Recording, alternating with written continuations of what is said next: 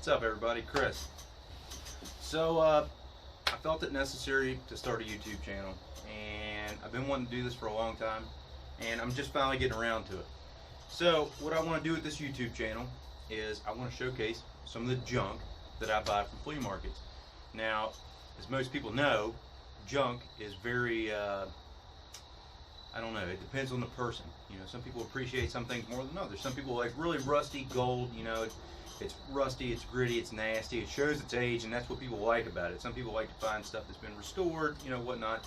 Most stuff I find, personally, because it's within my price range, is usually that gritty, you know, rough stuff. But I appreciate it even still. I don't need it to be flashy or redone, or in most cases, in my personal opinion, it ruins it if it's been redone. So what I want to do is I want to, you know, take a couple minutes every time I buy some stuff and post a video of it. I want to drink a beer while I'm doing it, because who doesn't like beer? And it's October. That same Adam's Oktoberfest. So I'm going to go ahead and kickstart this whole journey I'm ready to start taking with something that I bought today. You know, there's a community for buying junk. You know, people know what their friends like, and you know, if you're out and you see something, you know, it's not necessarily your taste, you'll call whoever up and say, look dude, found this, send them a picture. You know, you're helping your friends out. Well, I've got people that do that to me all the time, and the wife absolutely hates it. I love it. So this morning I get a phone call, and the guy's like, I get a message. He's like, gotta come to Double Toll Gate, and they got some cool Confederate stuff up here. I'm like, all right, gotta go.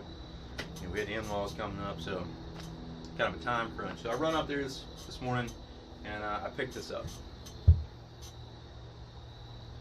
you can see that, this is the a little centennial ribbon from Antietam, 1862 to 1962.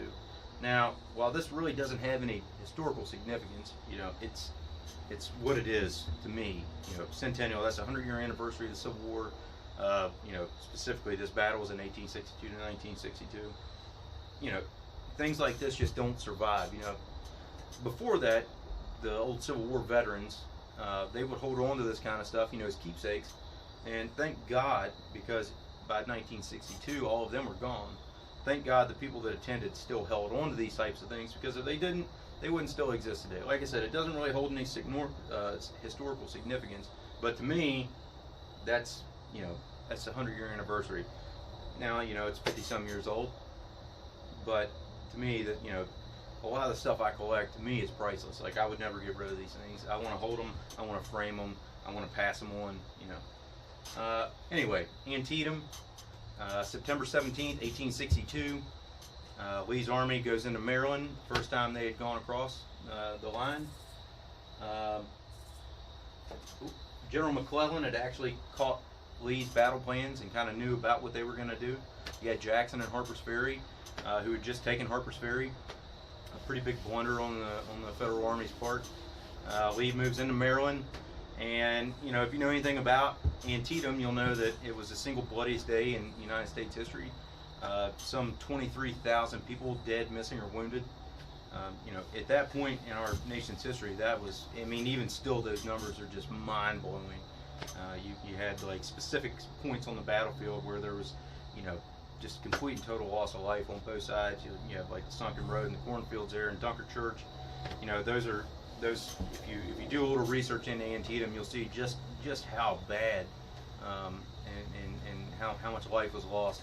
And you know, 100 years later, they were out walking those very same fields. You know, some people wearing these little ribbons here.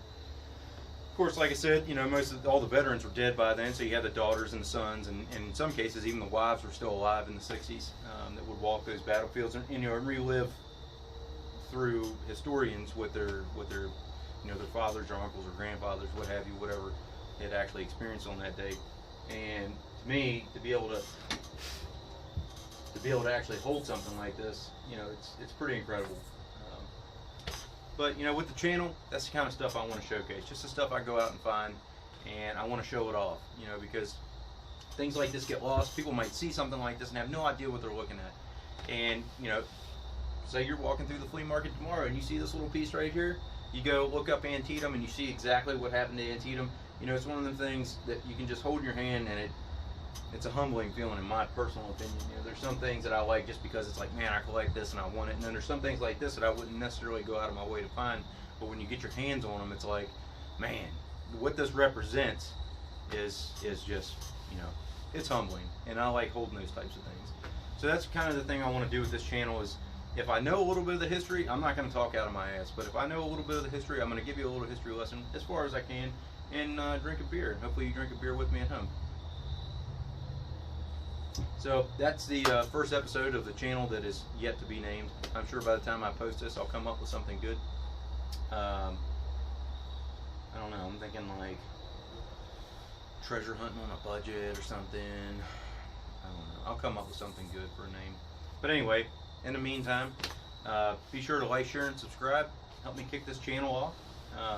And if anybody out there has some cool stuff and you ever want to come up by the shed here, I've got, I don't have electricity, but I do have some nice lanterns, and I've also got some nice heaters in here. So even when it gets cold outside, we'll make do. We'll make some videos, and we'll share some, especially local history. The more local history we can get our hands on and just showcase it for people to know, you know, the Shenandoah Valley and whatnot, it's just, that's great. So be sure to like, share, and subscribe. You got any cool items you want to come up to the house and we can talk about them and share them, be sure to come on up by and talk with me, and we'll start a YouTube channel. Come on, why not? All right, guys, cheers. We'll see you on the next one.